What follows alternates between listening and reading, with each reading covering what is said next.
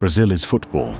5 World Cups, legends in every generation, the most beautiful style the game has ever seen. But there's one team that keeps showing up at the worst possible moment and rewriting Brazil's story: France. And this isn't coincidence. It's a pattern, because every time Brazil meets France on the biggest stage, something strange happens. Not just losses, moments where Brazil, the most expressive team in history, suddenly looks human. Let's go back to where it all began. In the 1958 FIFA World Cup, France had the most dangerous striker alive, Just Fontaine. He was scoring against everyone, but Brazil had a kid, 17 years old, unknown to the world: Pelé. That semi-final wasn't supposed to be one-sided, but it ended 5-2. Pelé scored 3, and just like that, the world didn't belong to Europe anymore. It belonged to Brazil, or at least that's what it felt like. Years later, in the 1986 FIFA World Cup, Brazil came back with something special.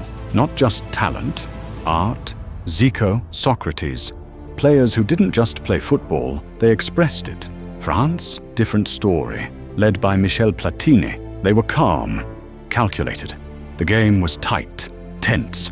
Brazil had a chance to win it, a penalty. Zico steps up and misses. That moment changed everything. The match goes to penalties. France wins. And for the first time, you could feel it. Beautiful football doesn't always win. Now this is where it stops being just football. The 1998 FIFA World Cup final. Brazil had the best player on the planet, Ronaldo Nazário. Fast, clinical, untouchable. Then hours before the final, something happened. A medical emergency. Confusion inside the squad. No one really understood it, but Ronaldo still started the match. On paper, he was there. On the pitch, he wasn't. France didn't care about the chaos. Zinedine Zidane stepped up. 2 headers, total control. France wins 3-0. That night, Brazil didn't just lose a final. They lost clarity. They lost control.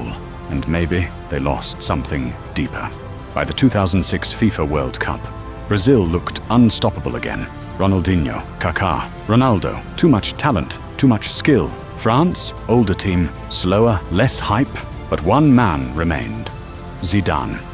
And what he did in that game wasn't flashy, it was control. Every touch had purpose. Every movement slowed Brazil down. Then one moment, one pass, Thierry Henry scores.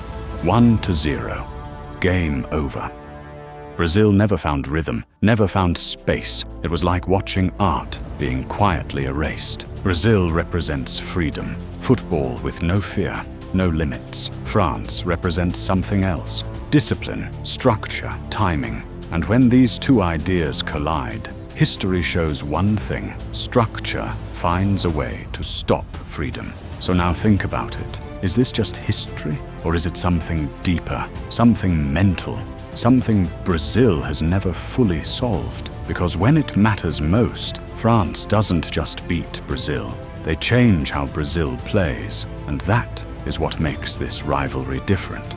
Drop a comment and tell me the rivalry or moment you want next, because the best stories in football are the ones people don't talk about enough.